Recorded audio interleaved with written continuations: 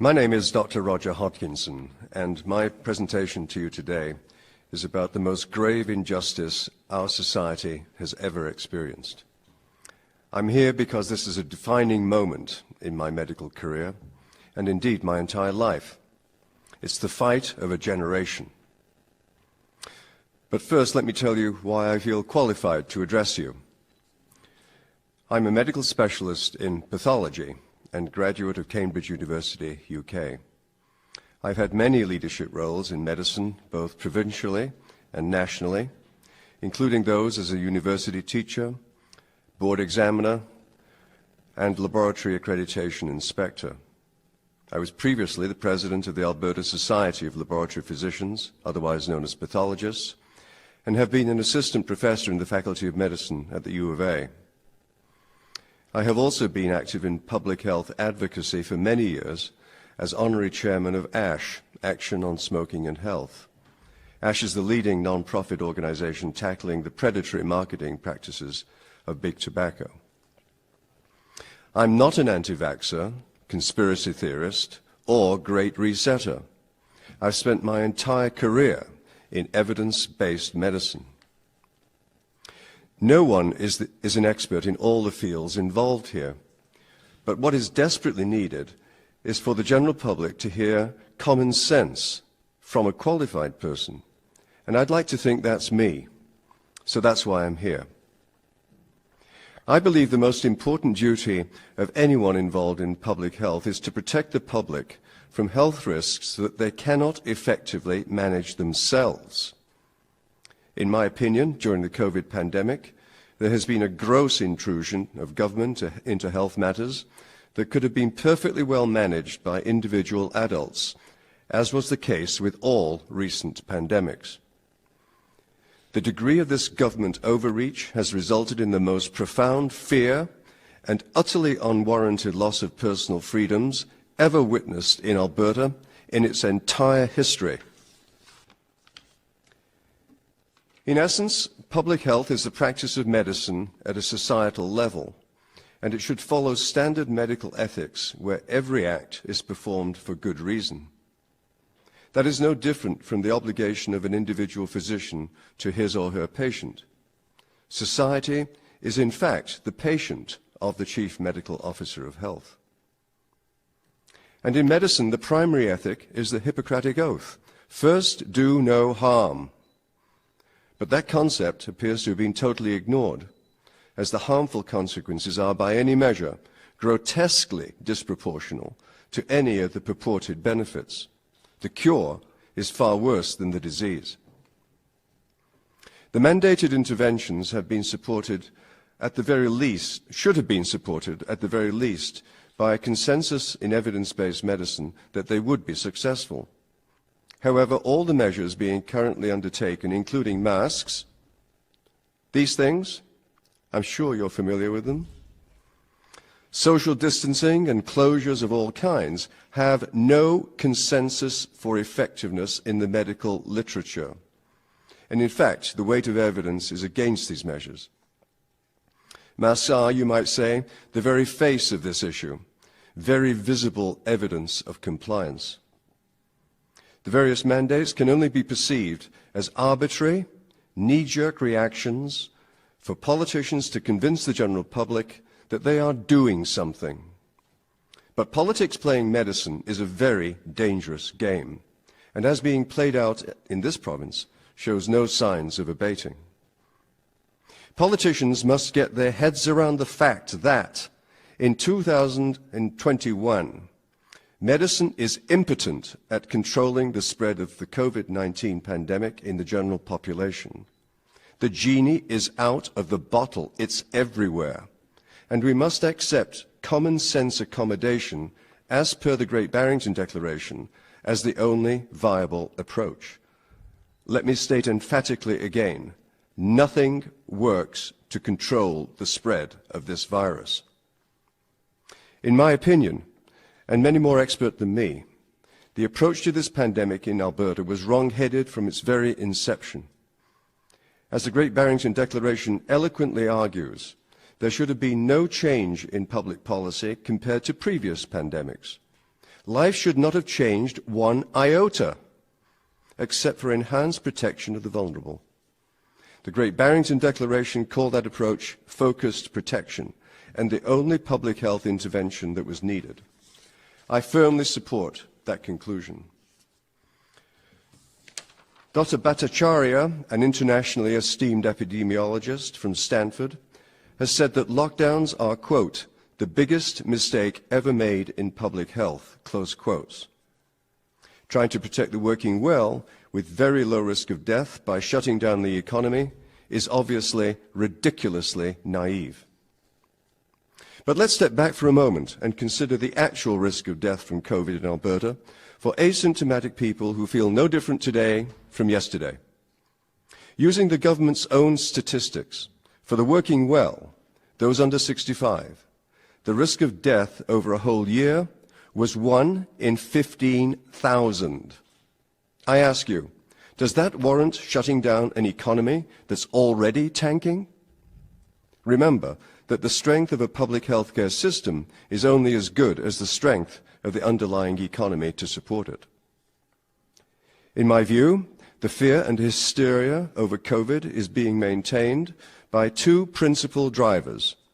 The first driver is brutal international silencing of all counter-opinions, whether from politicians, journalists, or physicians. And the second driver is asymptomatic testing, which is not only useless because of countless false positives, but counterproductive because it drives ongoing public hysteria. Public hysteria, in turn, is being used by politicians to double down on mandates known to be ineffective. You know, if one mask isn't working today, we recommend 2 or maybe 10 next week. Who knows? I attribute the ongoing panic over COVID to a litany of failures. First of all, and most importantly, failure of due diligence from the very get-go on the absurd computer modelling by Dr. Neil Ferguson at Imperial College London in the UK. That was the most singular failure, as it became the predicate for similarly exaggerated responses. Failure to inform the public that there was no consensus in the medical literature for any of the draconian restrictions so arbitrarily introduced. Failure to report to the general public the cumulative adverse consequences of the interventions on general health care, dying relatives, funerals, weddings, church services, school closures, graduations, and thousands of small business bankruptcies. On the way here today, I drove past Grace Life Church.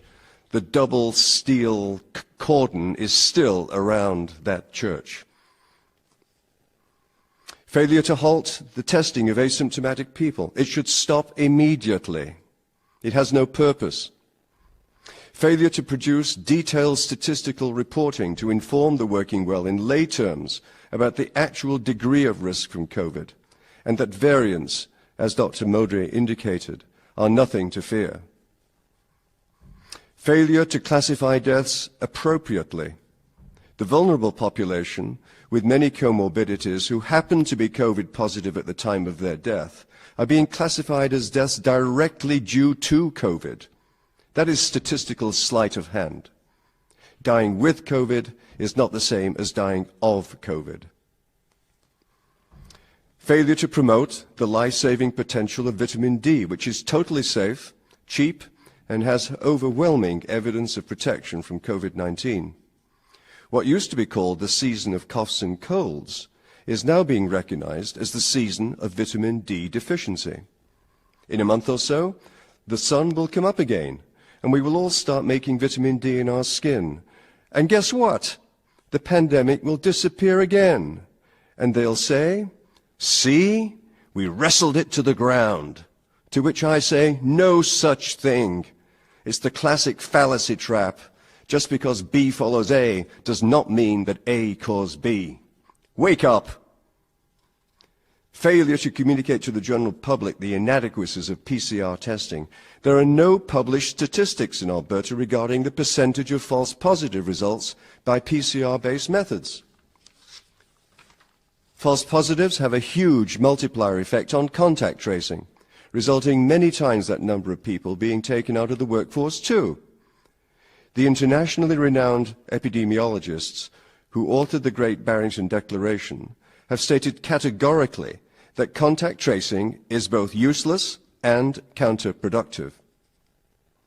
Failure to inform the public that the vaccines are all strictly experimental, lacking the customary 2 to 4 years adverse event trials, and therefore, in my view, by any definition, unsafe.